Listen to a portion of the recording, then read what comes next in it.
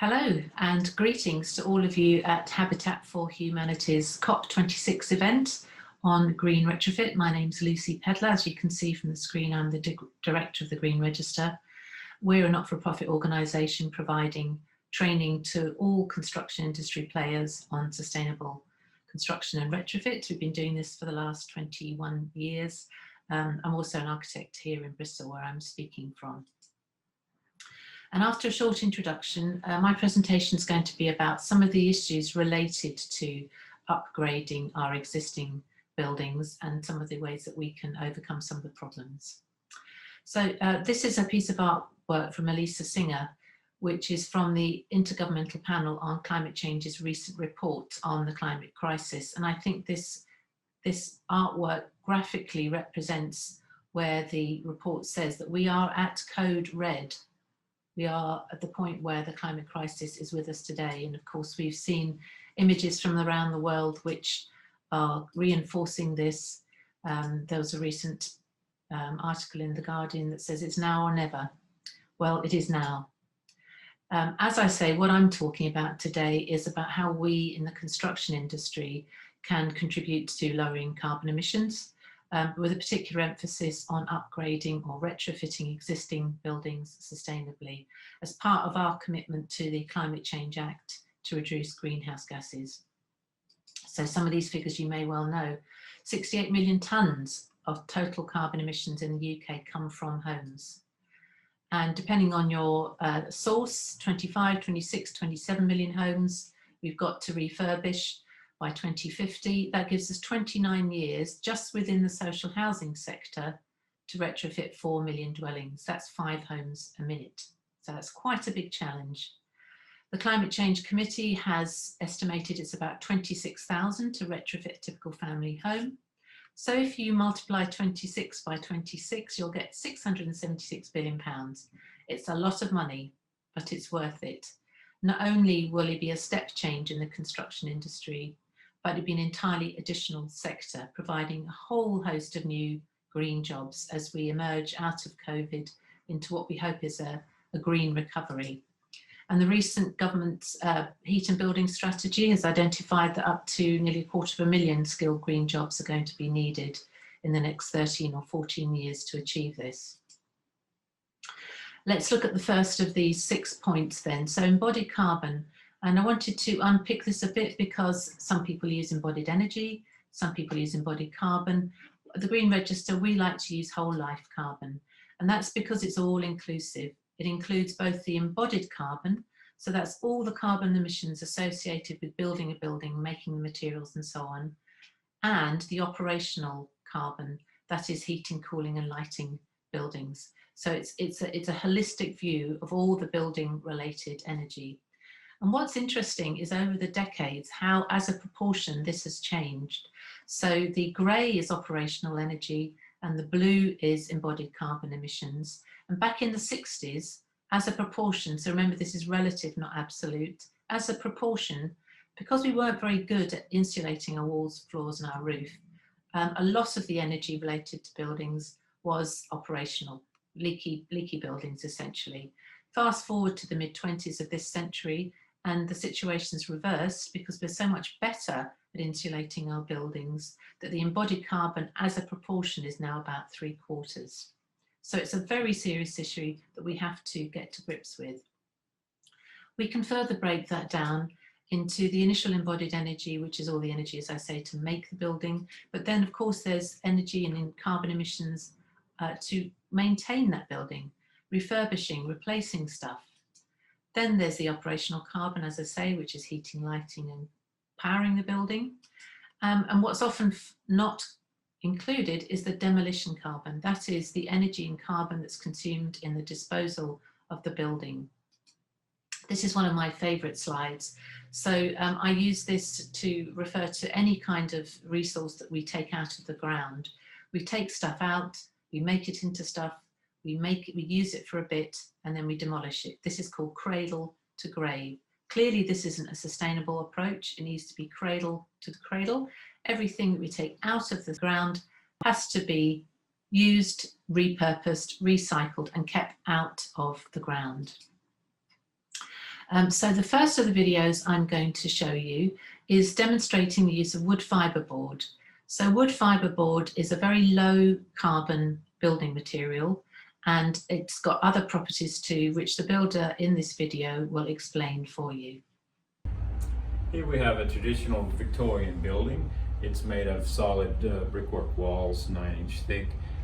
What we've done is applied a breathable lime leveling coat to the inside. This is the first coat. We've got one further one to go on because this wall was quite rough when we got to it.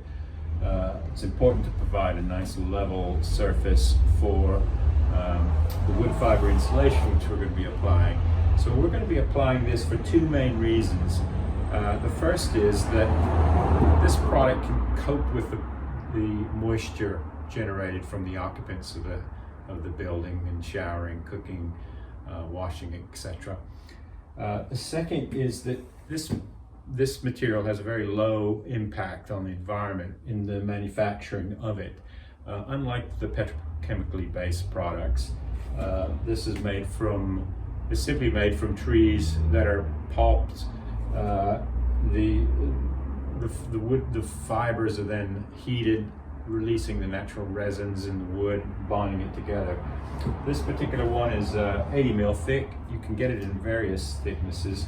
You can see it's made up of 4 separate layers of board that are compressed. It will be fixed to the wall using these mushroom hammer fixings, and once it's in place, it will receive a lime final render coat, and it will be a lovely warm building finish.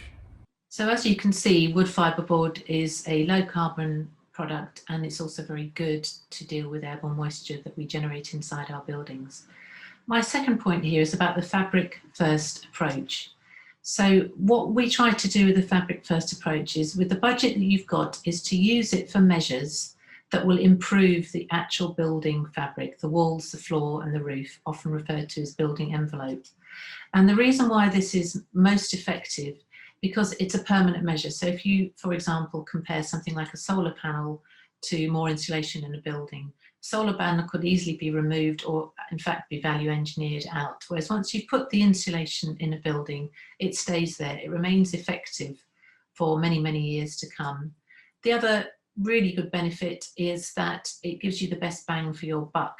So in terms of money spent per carbon saved, the fabric first approach is much more effective than renewable energy technologies.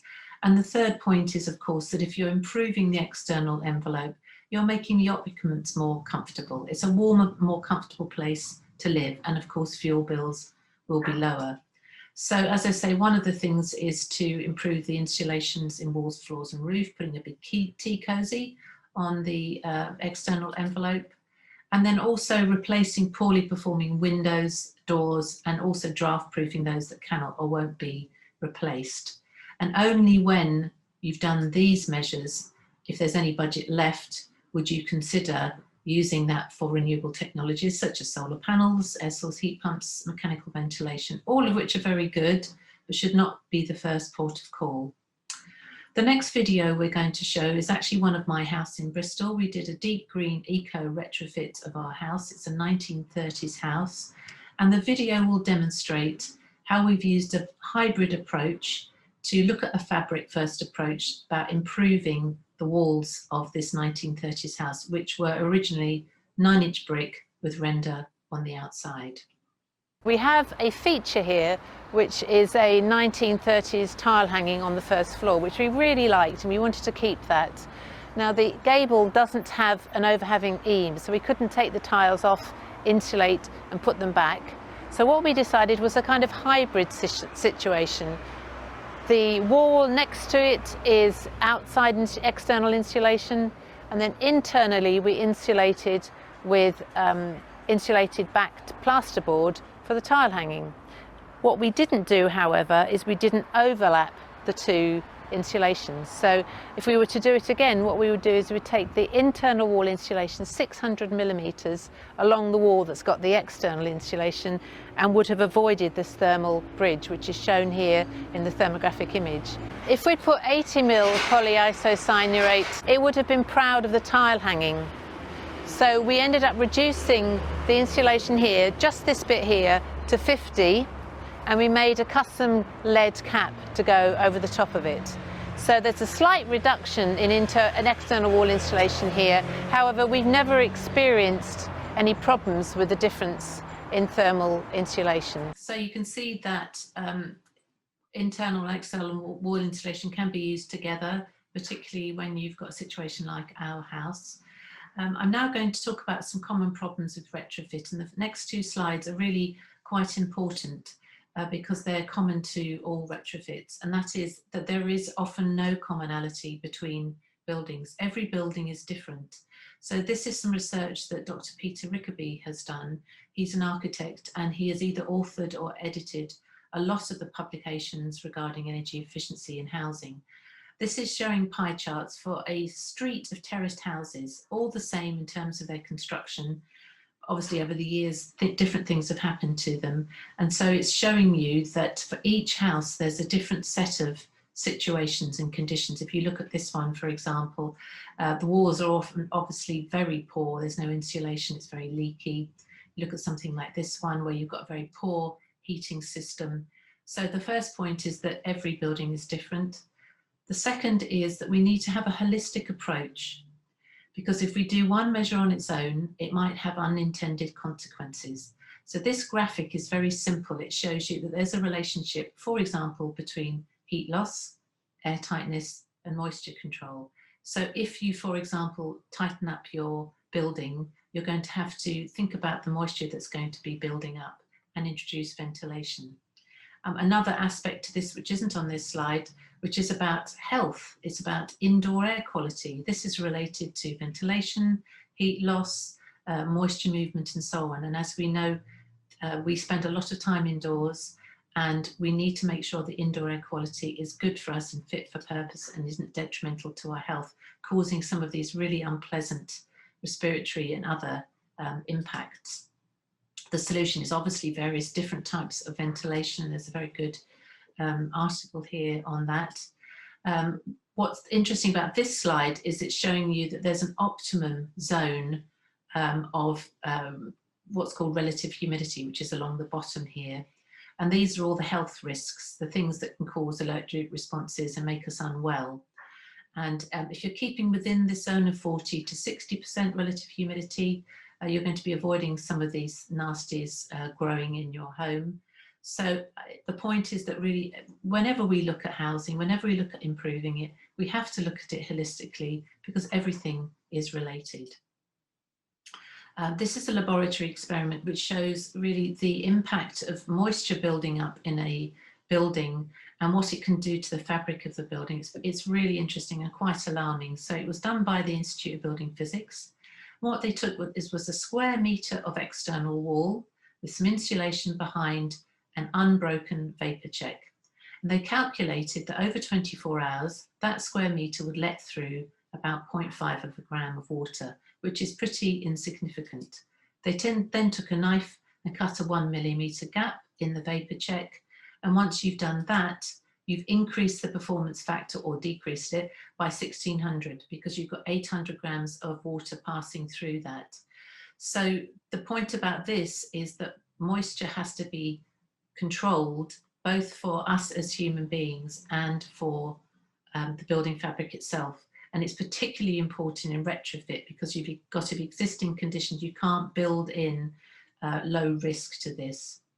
So the next video I'm going to show goes back to some of these common problems with retrofit. This is the back of our house, and as you can see, we've got the old crittle windows here in the 9-inch brickwork, which we took out.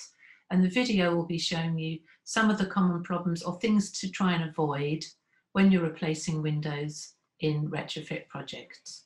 When we bought the house, it had old metal crittle windows, and the windows were so leaky that you could almost see the daylight coming through. So one of the things we wanted to do was to replace the windows with high performance double glazed windows. Now the really important thing when you're doing wall insulation and windows is to get an overlap between the insulation, which in our case is external wall insulation, and the windows. Because you can imagine if you've got the external wall insulation and the windows set back, you've got a gap called a cold bridge between the insulation and the window. So what we've done is we've placed our windows as far forward as we can so that we can overlap the insulation and avoid that thermal bridge. And it's even more tricky if you're not replacing the windows, because the windows are where they are, and you have to do a special detail if you're putting wall insulation, whether it's external or internal wall insulation. So that's a detail that's really important when you're improving the performance of a wall. The fourth point I'd like to comment on here is about building for performance, and to follow on about that idea of airtightness. And here is a diagram that shows you all the ways that unwanted air can come into our buildings and cause our heating system to work harder. Even if you're, for example, you're replacing your windows, we saw in the previous video, if you don't seal around the edges, that window will perform, but the edges will let in a lot of cold air. And the more cold air that comes in our buildings, the more our heating system has to work. And if it's using fossil fuels to generate the heat, you're contributing to the climate crisis. So what we want to try and do is to tighten up our existing buildings, make them more airtight, much less uncontrolled ventilation coming in, less fuel used, and more comfortable interiors. Before we go to the video, I'd like to show you another experiment that the Institute of Building Physics did. Instead of measuring water passing through this 1 square metre, they were measuring heat loss. And the value here is called a U value. The lower the number, the better. In other words, the more heat is retained. So they calculated that with the same model, with a vapor check and insulation, the U value would be 0.3. Again, we cut a 1 millimetre gap across that, and that U value became 1.44. So whenever we are doing remedial works, or indeed with new build, we have to make sure that we avoid these gaps, because very small gaps lead to large losses of heat and large areas where moisture can get into buildings and do the damage that it does. The next video is from one of our builders on a program we did called Future Proof, which is we're training contractors in sustainable building and retrofit. This is showing a really good quality installation of the building membrane, sealing all the edges, making sure there's no gaps. And this short video will be just explaining some of the benefits of using air tightness. When we talk about air tightness in buildings, we're not talking about taking a building and sealing all the windows so that they can't be opened. It's a bit of a misnomer. When we talk about air tightness in buildings, we're talking about reducing unwanted air leakage and drafts, essentially. We test for air tightness by putting a fan in the doorway and pressurizing the building. And once the building is up to a consistent pressure, we measure the amount of air coming in, and that tells us how much air is escaping. And so we essentially get an air tightness value, or we can work out an air tightness value.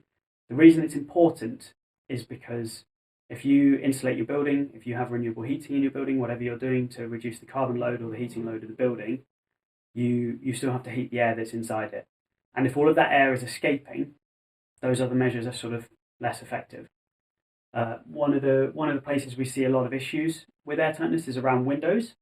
Traditionally, when you're fitting a window, you have a bracket on each side and you screw that into the walls and you spray foam around it. That's a common method for fitting windows. And it just doesn't work for air tightness. And if you go to a window in your home and you put your hand up into the corners, especially if you lick the back of your hand and you put it up, you might feel air coming in around the window, even when the window's closed. And I can feel that along here. And up here, another issue, we've got the rafters coming down just above this ceiling. And where they meet the wall, this head plate for the window, there's a slight gap between the head plate and the roof. And I can feel a draft coming in through there. So when we look at retrofitting buildings, we go around and we try and seal up these things to stop that warm air that's inside the building escaping in an unregulated manner. The next point I'd like to talk about is the cost versus carbon benefit. So I'm often asked, well, what's the best thing to do if you've got a limited budget? What's the best bang for your buck? This was some research that was done by Arup engineers about 10 or 15 years ago. So they were measuring what £10,000, so in today's money, that's probably £20,000, £25,000, would do with a a certain number of typical measures in existing buildings. So they've got various different types of houses along here. And the blue bar is the number of the carbon dioxide kilograms per square metre per year that's produced.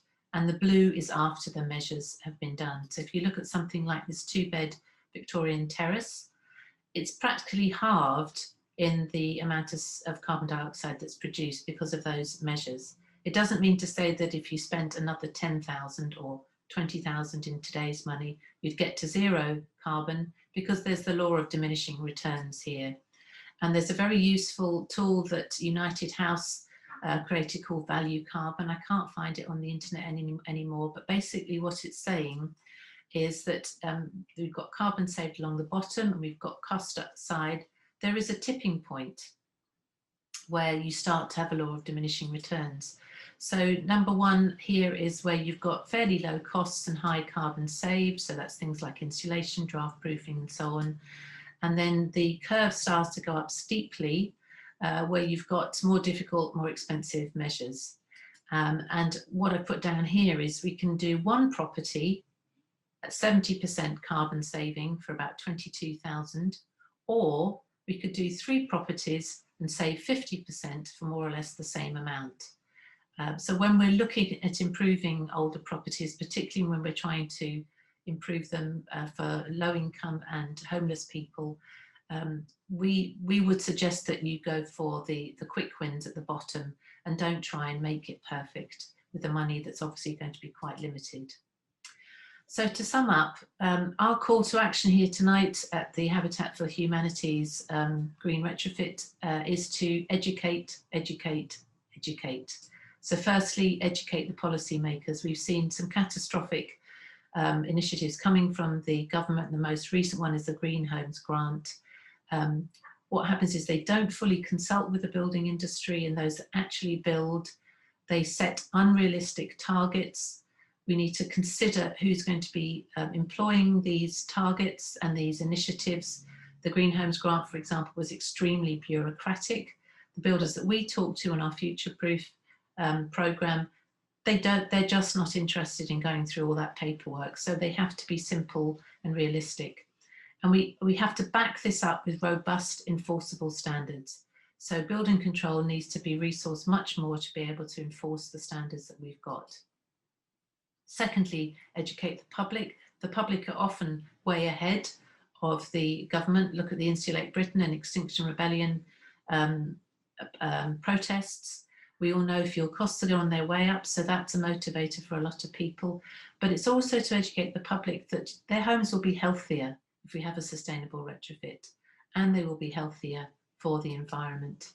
And then finally, what we do at the Green Register is to educate construction professionals. And in particular, we're, as I say, educating contractors. We present the theory and the practice. Really interesting that we've learned that contractors want to know the why as well as the how. We provide clear and unbiased training.